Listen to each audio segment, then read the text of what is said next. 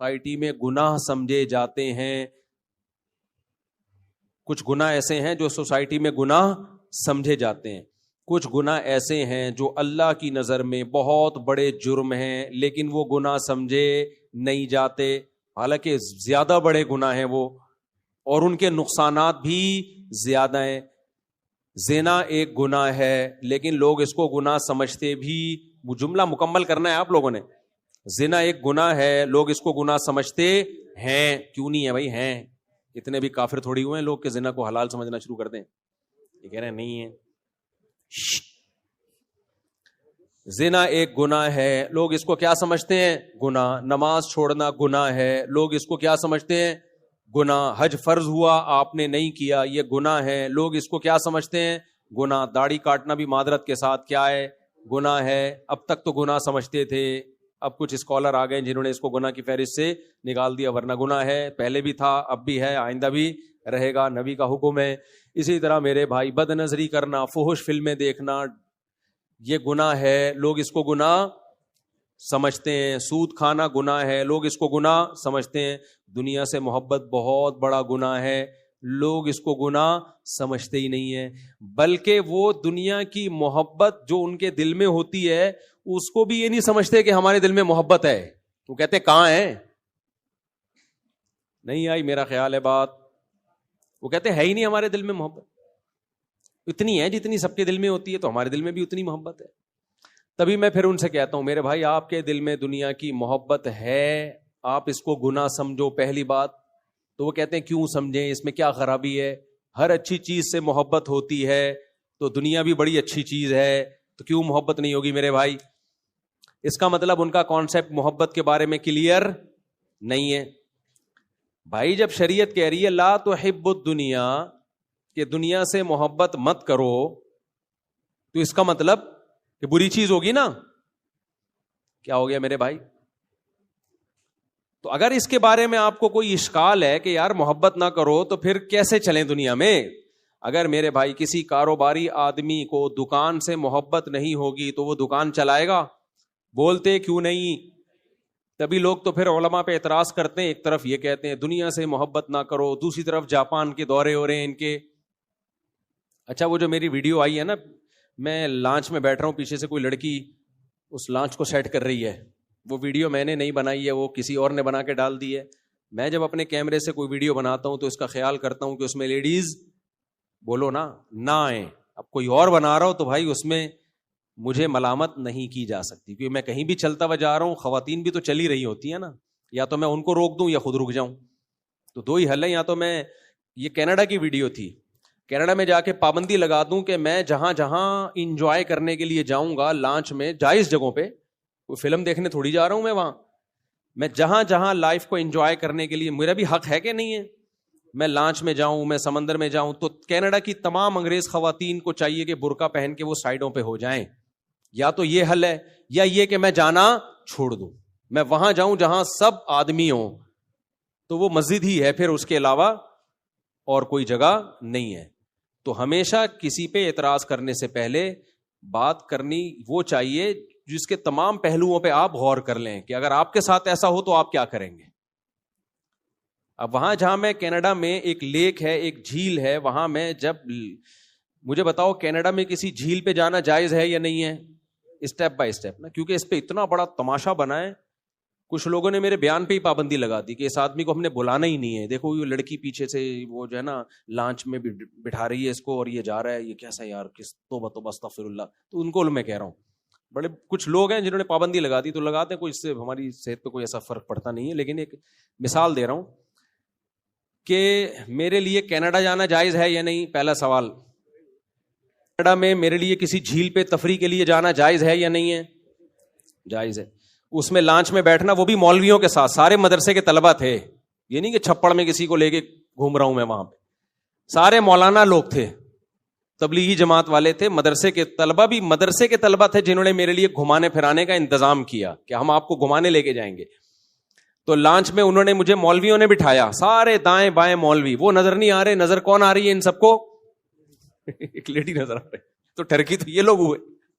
اچھا خیر, تو ان مولانا نے مجھے لانچ میں بٹھایا. میرے لیے اس لانچ میں بیٹھنا جائز تھا یا نہیں تھا؟ وہ لانچ کا اور اس پورا سیٹ اپ کا انتظام انگریز خواتین کے پاس تھا.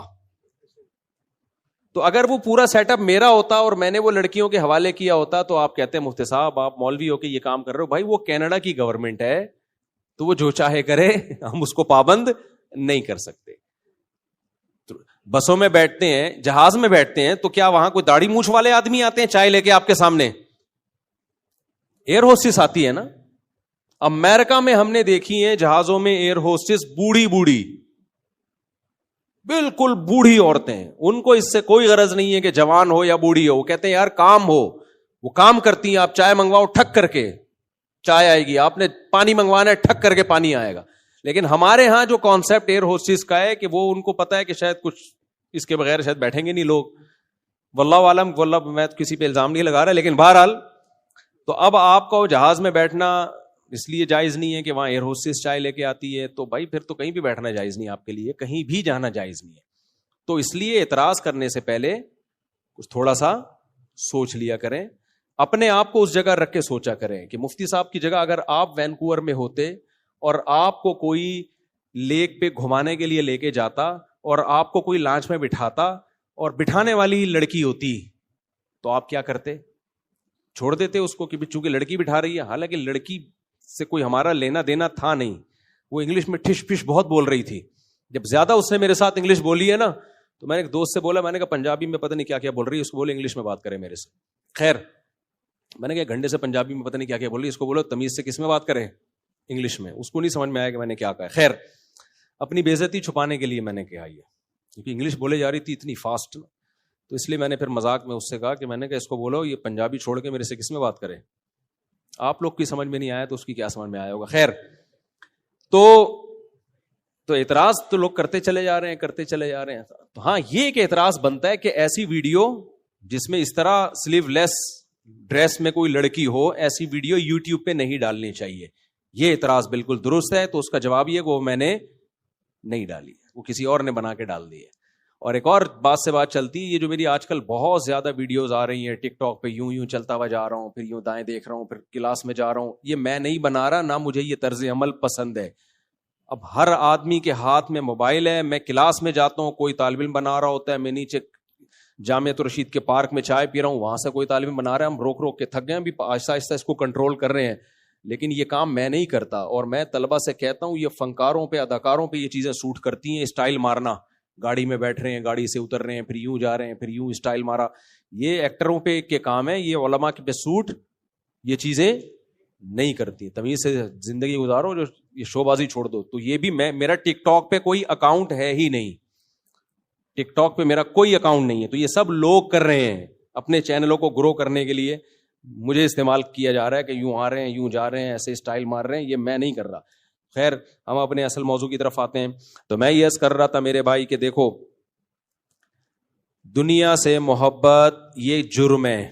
اب سوال یہ پیدا ہوتا ہے کہ اگر دنیا سے محبت جرم ہے, اچھا دیکھو جتنے بھی گناہ ہیں نا, وہ ڈپریشن پیدا کرنے میں اتنے معاون مددگار نہیں ہے. دنیا سے محبت ایک ایسا گناہ ہے جو سب سے زیادہ اسٹریس اور ڈپریشن پیدا کرتا ہے. یہ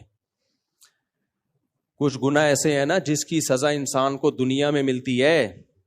کیا خیال ہے بھائی؟ ہیروئن پیو گے, آخرت میں ٹھکائی بعد میں ہوگی, دنیا میں سزا پہلے. وہ کیا سزا ہے؟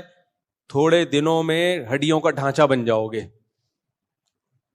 کالا رنگ ہو جائے گا, منہ سے بدبو آئے گی, مرے ہوئے ملو گے کسی پائپ کے برساتی نالے کے اندر سے. یہ دنیا کی سزا ہے.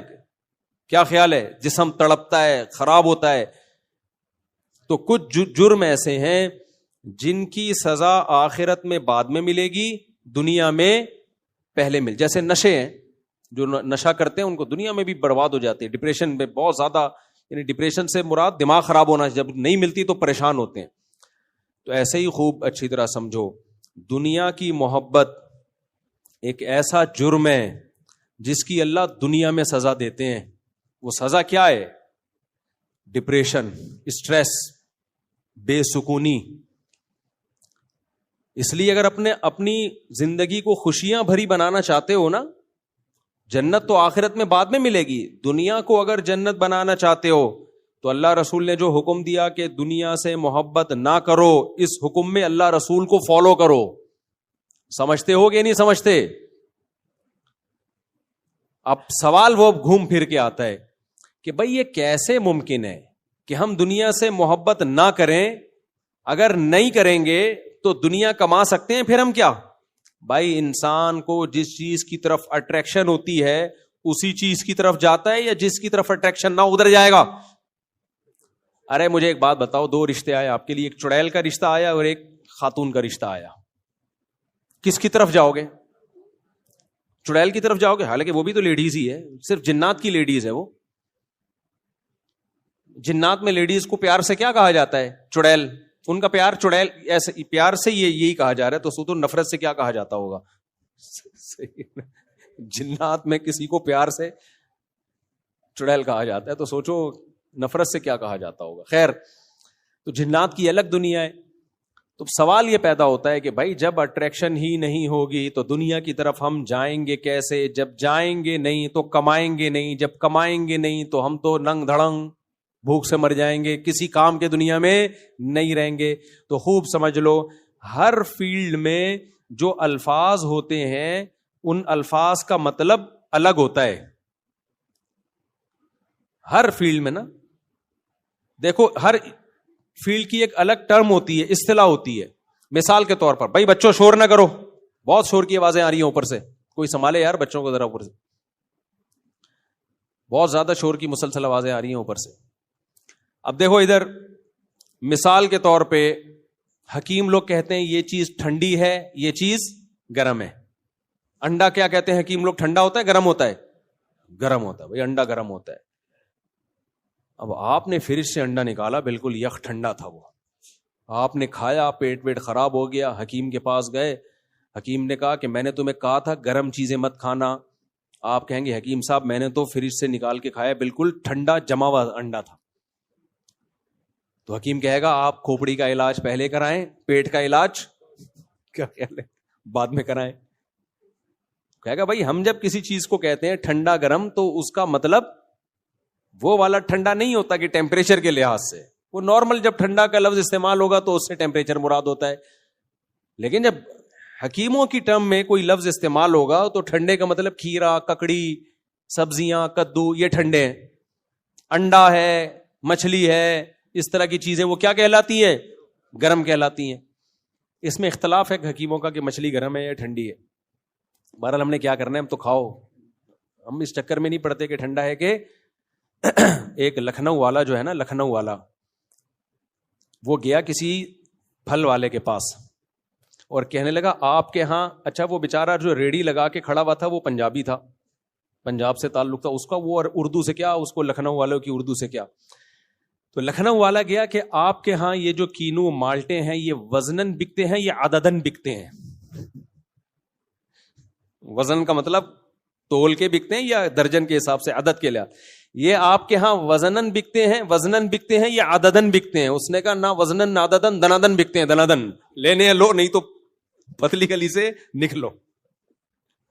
سمجھ رہے ہو کہ نہیں سمجھ؟ اس کو کیا پتا وزنن اور عددن, ہر ایک کی اپنی ٹرم ہوتی ہے نا. اس نے کہا دنادن بکتے ہیں, دنادن لے جا.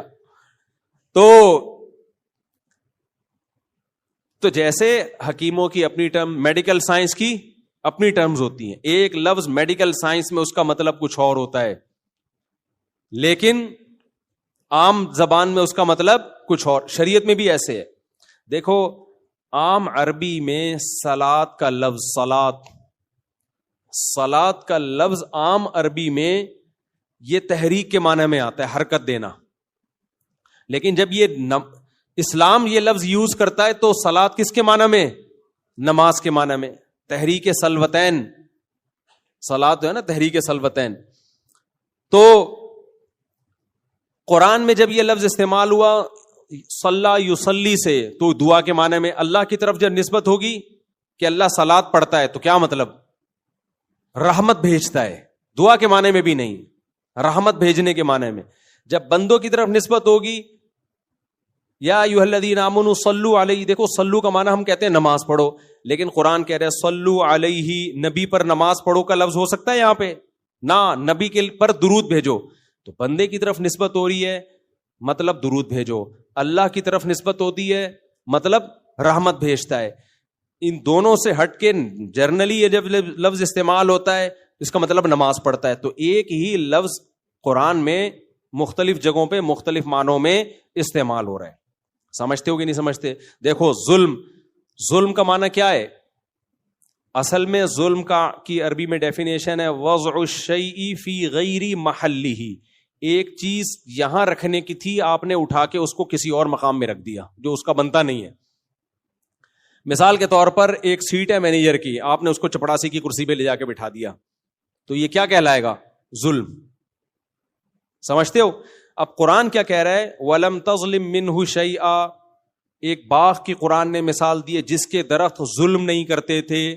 ارے بھائی درخت کیسے ظلم کرے گا؟ وہاں ظلم کا مطلب کیا ہے؟ نقص، پھلوں میں کمی.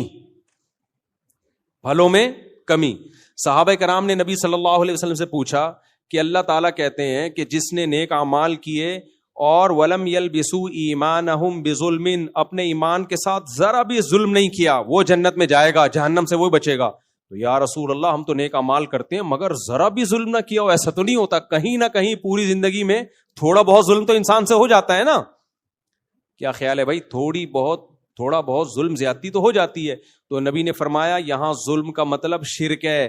تم دیکھتے نہیں قرآن میں آتا ہے ان الشرک لظلم عظیم، شرک بہت بڑا ظلم ہے. تو یہاں ظلم کا وہ مطلب نہیں جو عام مطلب ہے، بلکہ یہاں ظلم کا مطلب کیا ہے؟